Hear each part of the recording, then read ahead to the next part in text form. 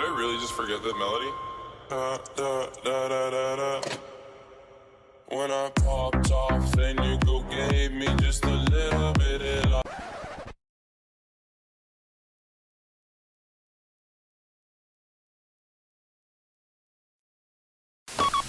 Bien le bonjour, boys and girls. My name is DT, I'm a paper designer, and welcome to my workshop.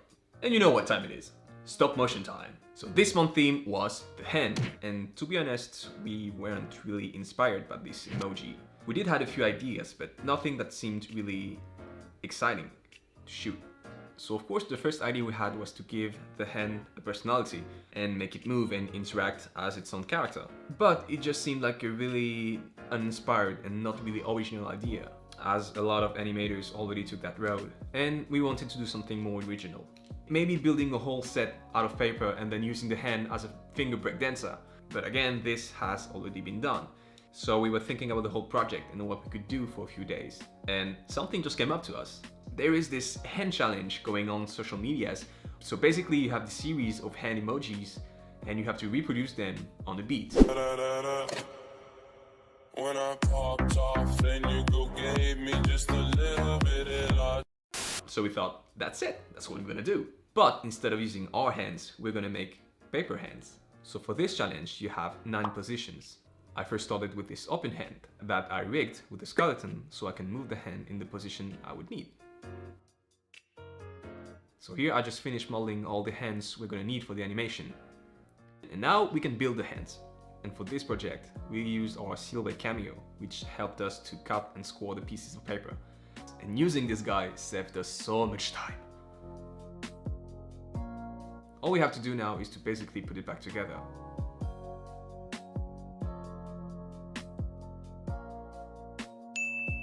I don't necessarily use a cutting machine like this one for all the projects though, because sometimes setting up the machine can take more time than actually score and cut all the pieces by hand.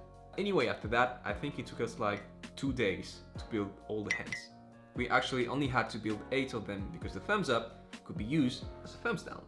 One of the things we needed though to make the animation more fluid was to build a transition hand. So we had to think about the transitions between one pose to another. And after taking a closer look at this, we figured out that we actually needed only one hand transition for the whole sequence. And it was this guy, which is some sort of a half grabbing hand. We built the hands in yellow because that was the only color we had laying around. And initially, to explain why a fleshy colored hand would turn into a yellow colored hand, I wanted the hand to lift up and then put on a yellow glove and maybe snap my fingers and then switch the hand with a paper hand. But we couldn't find any yellow glove in the house, so we had to come up with something else. Anyway, the setup is now done and we are ready for animation.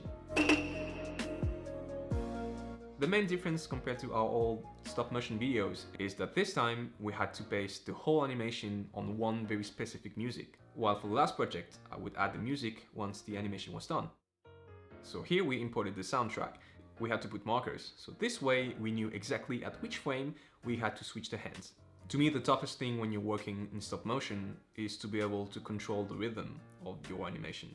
It's actually really hard to know how many frames you're gonna need to complete a movement. For instance, when you have a movement that is going pretty slow, getting from point A to a point B, you know that the movement is going to be pretty consistent.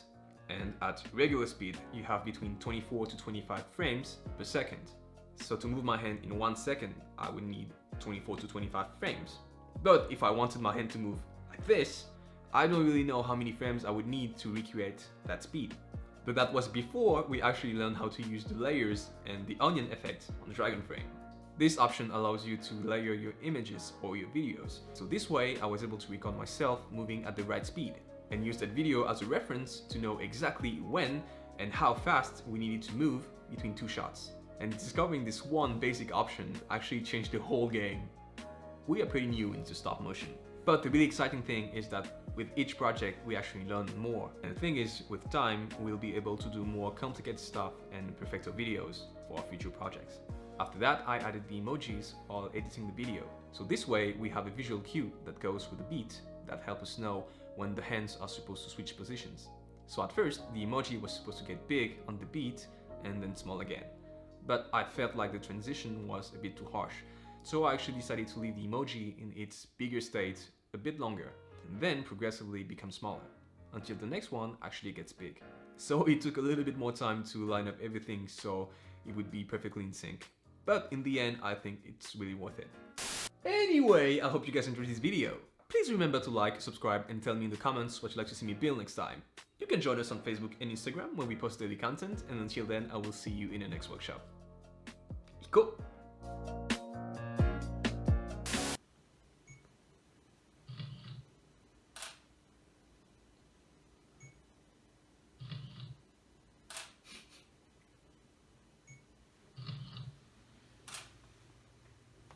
Two hours later.